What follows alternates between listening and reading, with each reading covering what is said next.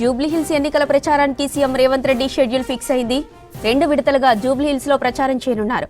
October చివర్లో ఒకసారి, November first week లో మరోసారి ప్రచారం చేయనున్నారు. ఇప్పటికే 3 మంత్రులకు ఇన్ఛార్జి బాధ్యతలు అప్పగించింది కాంగ్రెస్ హైకమాండ్. ఉప ఎన్నికల దగ్గర పడుతుండటంతో సీఎం రేవంత్ కూడా ప్రచారం చేయనున్నారు. రైట్, ఇక ఇదే అంశానికి సంబంధించిన మరిన్ని డీటెయిల్స్ మనకి వెంకట్ లైవ్ లో అందిస్తారు. వెంకట్, చెప్పండి, జూబ్లీహిల్స్ ఎన్నికల్లో సీఎం రేవంత్ ప్రచారం ఫిక్స్ అయినట్లు తెలుస్తుంది కదా, డీటెయిల్స్ ఏంటి? జ్యోతి, గుడ్ ఈవినింగ్. జూబ్లీహిల్స్ ఉప ఎన్నికల కోసం రాష్ట్ర ముఖ్యమంత్రి రేవంత్ రెడ్డి రంగంలోకి దిగబోతున్నారు. అక్టోబర్ ఎండ్లో అంటే 30-31 తేదీల్లో ఒక 4 డివిజన్లలో వారు ప్రచారం నిర్వహిస్తారు. ఆ తర్వాత ఫస్ట్ వీక్ ఆఫ్ నవంబర్లో అంటే 4-5 తేదీల్లో సీఎం 2వ విడత ప్రచారం ఉంటుంది. అది అక్కడ కూడా ఒక 3 డివిజన్లలో ప్రచారం ఉండే అవకాశం ఉంది. అంటే అక్టోబర్ ఎండ్లో 30-31 4 డివిజన్లలో రాష్ట్ర ముఖ్యమంత్రి ప్రచారం నిర్వహిస్తారు. ఏ డివిజన్లు ఎంతసేపు ఉంటారు, రోడ్ షోలు ఎన్ని ఉంటాయి, అదేవిధంగా డోర్ టు డోర్ ఎట్లా ఉంటుంది అన్నది పీసీసీ కొంత కార్యాచరణ అంటే కొంత వర్కౌట్ చేస్తూ ఉంది. అయితే 30-31 ఫస్ట్ ఫేజ్ వస్తారు. ఆ తర్వాత నవంబర్ 4-5 తేదీల్లో 2వ విడత ప్రచారం కూడా నిర్వహిస్తారు. అంటే రాష్ట్ర ముఖ్యమంత్రి రేవంత్ రెడ్డి ముఖ్యంగా పీసీసీ జూబ్లీహిల్స్ ఉప ఎన్నికను చాలా సీరియస్గా తీసుకుంది. చాలా ప్రతిష్టాత్మకంగా అన్ని రాజకీయ పార్టీలు తీసుకున్న నేపథ్యంలో కాంగ్రెస్ పార్టీ అధికారంలోకి వచ్చి 2 సంవత్సరాలు దాటింది. రేపు డిసెంబర్కి 2 సంవత్సరాలు దాటుతున్నది కాబట్టి జూబ్లీహిల్స్ ఉప ఎన్నిక అనేది ఆ పార్టీకి చాలా ప్రతిష్టాత్మకంగా చెప్పొచ్చు. జూబ్లీహిల్స్ సిట్టింగ్ సీటు బీఆర్ఎస్ అయినప్పటికీ కూడా ఆ స్థానాన్ని చేజిక్కించుకునేందుకు కాంగ్రెస్ పార్టీ చాలా సీరియస్గా తీసుకుందని చెప్పాలి. ఎందుకంటే ఇప్పటికి 3 మంత్రులు అక్కడ ఇన్ఛార్జీలుగా ఉన్నారు. గడ్డం వివేక్ వెంకటస్వామి, పొన్నం ప్రభాకర్, అదేవిధంగా తుమ్మల నాగేశ్వరరావు. ఈ 3 ఇన్ఛార్జీలుగా వ్యవహరిస్తున్నారు. 2 డివిజన్లో స్టార్టింగ్లో పర్యటించినారు.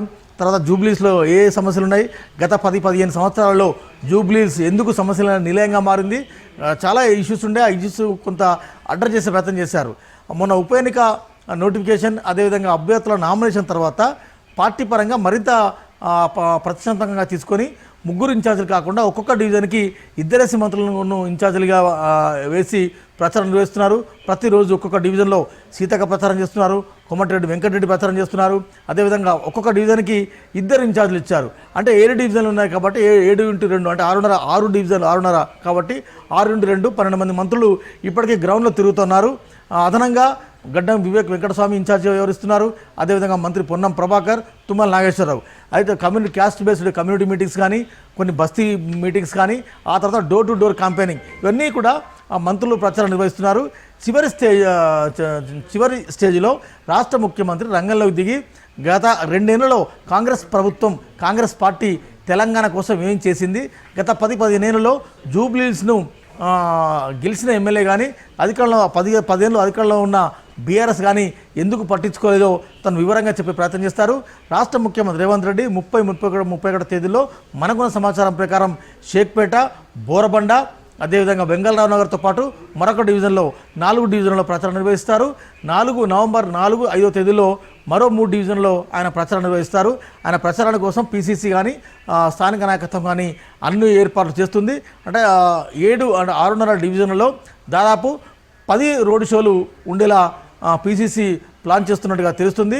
ఆ 10 రోడ్ షోలు ఎక్కువగా బస్తీలు ఉన్నాయి కాబట్టి, బస్తీల్లో అనేక సమస్యలు ఉంటాయి కాబట్టి ఆ సమస్యలను రాష్ట్ర ముఖ్యమంత్రి అడ్రస్ చేస్తూనే వచ్చే 3 ఏళ్లలో కాంగ్రెస్ పార్టీ ప్రభుత్వం అధికారంలో ఉంటుంది. కొన్ని ఇప్పటికే 160 కోట్ల శంకుస్థాపనలు, అదేవిధంగా కొన్ని ప్రారంభోత్సవాలు జరిగినాయి. వచ్చే 3 ఏళ్లలో కాంగ్రెస్ అభ్యర్థి కనుక గెలిస్తే ఆ జూబ్లీహిల్స్ ప్రాంతం మరింత అభివృద్ధి అయ్యే అవకాశం ఉంటుందని ఒక హామీ కూడా ఇవ్వబోతున్నారు. 3 ఏళ్లలో జూబ్లీహిల్స్ కావాల్సిన సదుపాయాలేంటి, జూబ్లీహిల్స్ కావాల్సిన సౌకర్యాలేంటి అన్నది కూడా రాష్ట్ర ముఖ్యమంత్రి చెప్పబోతున్నారు. అంటే ఇప్పటికే మంత్రులు ఆయా ప్రాంతాల్లో పర్యటించి అక్కడ ఏ సమస్యలు నెలకొన్నాయో, గత 10 ఏళ్లలో ఏ సమస్యలు పెండింగ్లో ఉన్నాయో కొంత లిస్ట్ అవుట్ చేశారు. కొన్నిటిని సార్ట్అవుట్ చేశారు, మరికొన్నిటిని కూడా సార్ట్అవుట్ చేసే ప్రయత్నం చేస్తున్నారు. మొత్తంగా కూడా జూబ్లీహిల్స్ ఉప ఎన్నికను అన్ని రాజకీయ పార్టీలు చాలా అత్యంత ప్రతిష్టాత్మకంగా తీసుకున్నాయి. మొన్న